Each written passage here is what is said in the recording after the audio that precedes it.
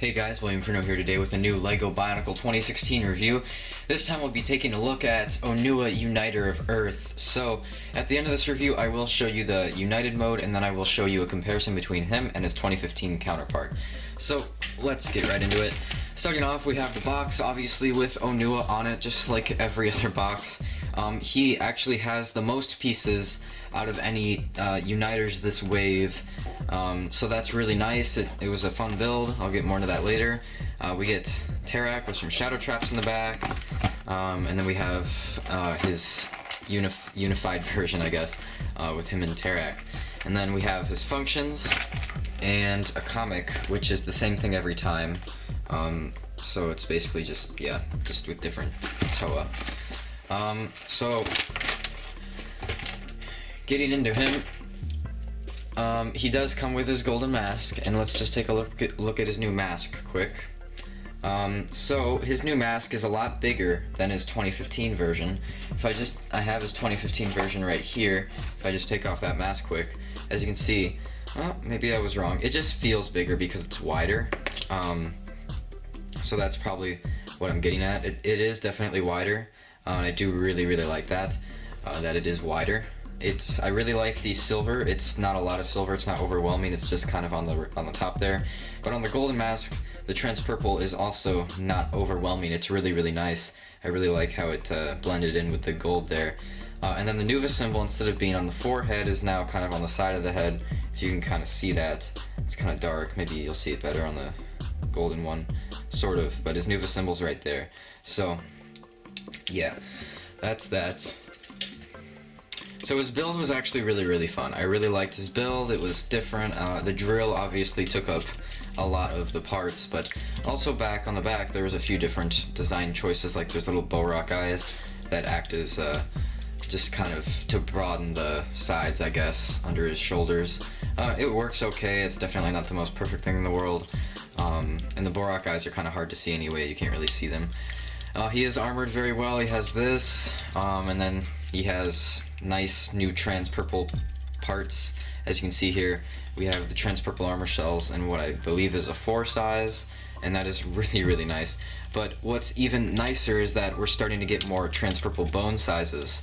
And on this set, sorry, wow, it's not going in. Okay, and on this particular set, we get 2 trans purple bone pieces with an extended with 1 pin, and then we also get 3 trans purple regular sized bone pieces, 2 in this arm and just 1 on this arm.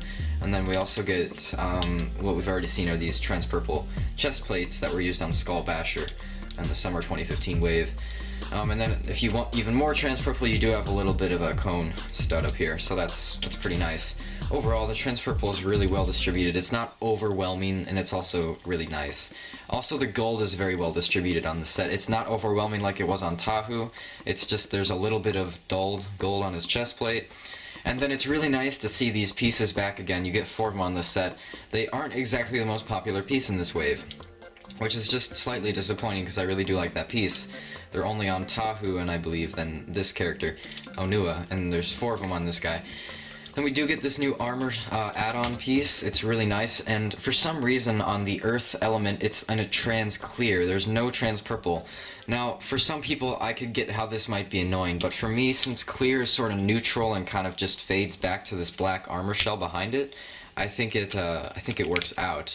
It doesn't really annoy me, though I could see how it might annoy other people because it kind of conflicts with the color scheme, even though clear isn't really a color. But, well, some could consider it a color. But I really don't want to get into a mess right now, because I remember having, I don't know if you guys have ever had that conversation where your friends are like, dude, is clear a color? And then you all feel really high and you're like, dude. So anyway, yeah, I could see how maybe the clear could annoy people. I really do like the choice of feet. The feet introduced with Stormer XL in 2012, I really like the choice of these feet. They're really sturdy. They really hold the set really well. And of course we get, the new chest armor, torso armor, and this is probably the best design choice so far for LEGO. They chose to make it black, which is really good because it really distributes Onua's solid black color. They also made his hands black instead of silver or gold, or I guess they don't make gold hands, never mind.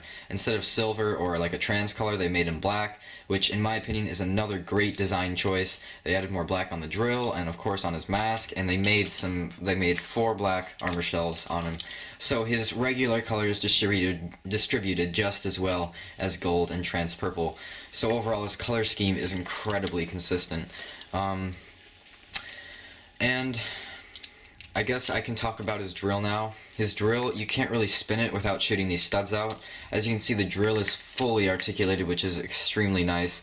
But if you take the drill and spin it, you're going to have some studs shoot out, which I guess you could consider a con, because if you want to shoot the drill, you're going to have to shoot the studs as well.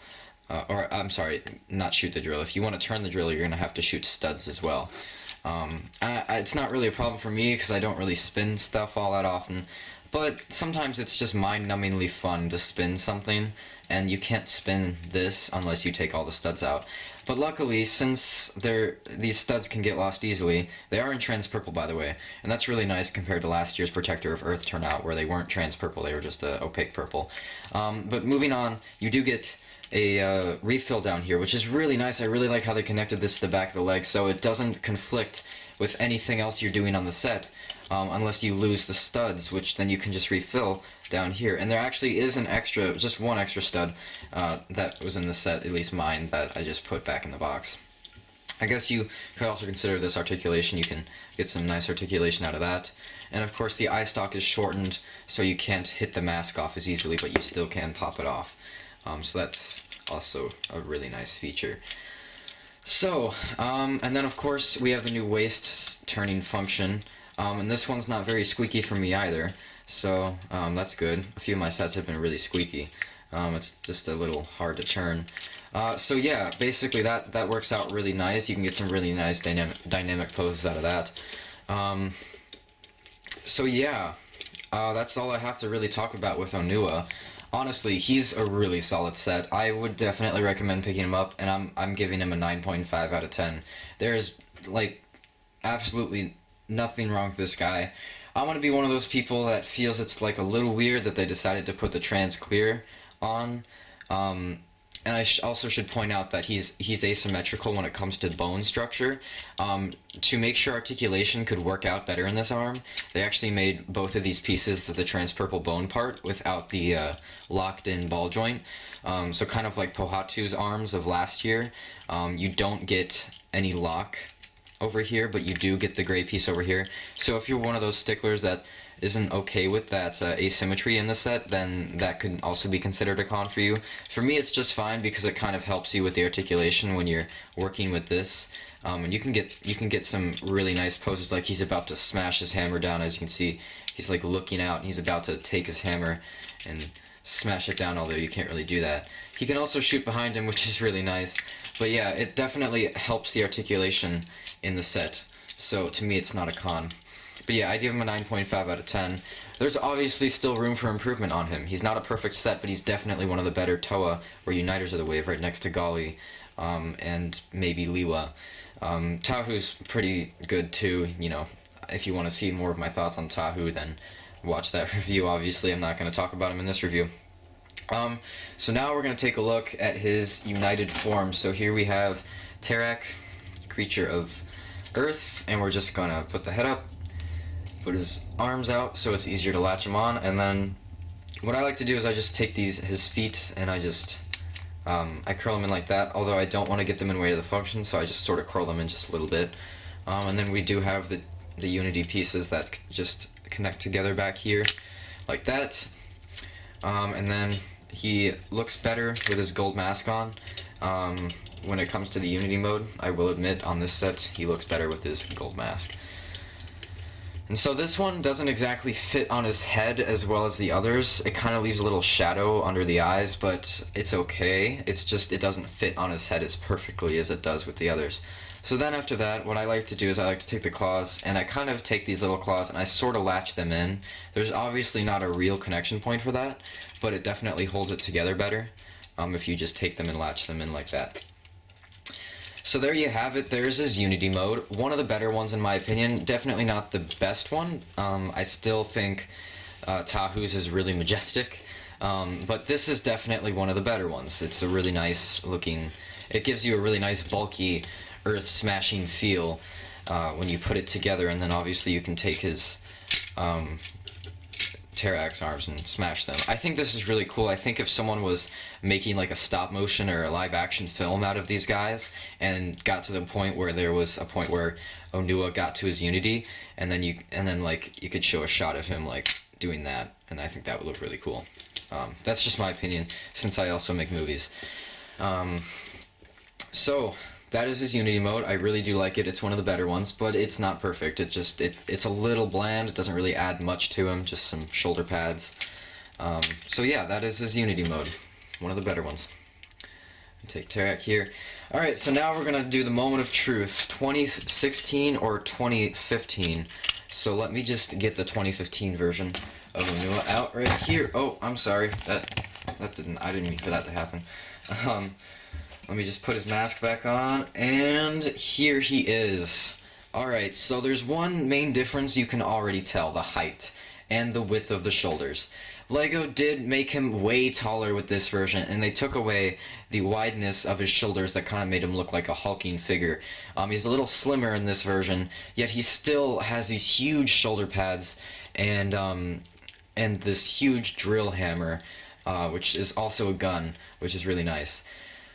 So I actually do like the height added onto him. When I just compared this, I realized how short this one really is. This is just strictly my opinion at this point, so it's all up to you after this, but definitely height-wise, I'm liking this Onua better. But shoulder width-wise, I do think it's a change. I'm okay with it. But I really do think that the shoulders and the width and just the bulking figure that Onua 2015 was kind of made him stand out from the others. And I feel like in this version he's just as tall and just as slim as some of the others, like Tahu for example, because he does have larger shoulder pads as well. So he doesn't exactly stand out as much from the others as he did last year. But I'm okay with that because he's different and I do like how he is now. Overall, I do think the colors were more vibrant and they look a little better in 2016 version. And I just like all the good parts you get on him as well. I just accidentally shot one of the studs just by turning the drill. So overall, I think 2016 Onua is just better in my opinion. But that is just my opinion. You guys can figure that out for yourselves. But in my opinion, I think 2016 Onua is also just a better value in general because you get a lot of new parts and a lot of parts in general compared to this one. I believe this one was just over 100 pieces and this guy's 143, so of course you get better value buying the 2016 one, which is another pro. Alright, so Onua, 9.5 out of 10. One of the best Uniters of the wave, other than Gali and then possibly Tahu and Liwa. So, I haven't opened Kopaki yet, so I don't know how good he's going to be, but I will open him. The next review I will do is going to be on Umarak, the Hunter, and then tomorrow I will be doing Kopaka and Milim Unity. Now, 2016 is only a day and a half away at this point. At least where I live, it's about a day and a half away, which is insane in my opinion. Obviously, since I told you guys in this review, I am a movie maker. There's going to be a huge announcement on January 1st of exactly what I'm doing next year for my movies. All the titles and a few teasers of what you're going to see next year. And I'm kind of ready to move Bionicle in a little faster because Hero Factory just ended with Final Curtain Part 2, and Bionicle needs to come in right now. And so I'm thinking I'm going to try to move Bionicle a little faster than I did Hero Factory, which won't affect the story too much in what I'm doing.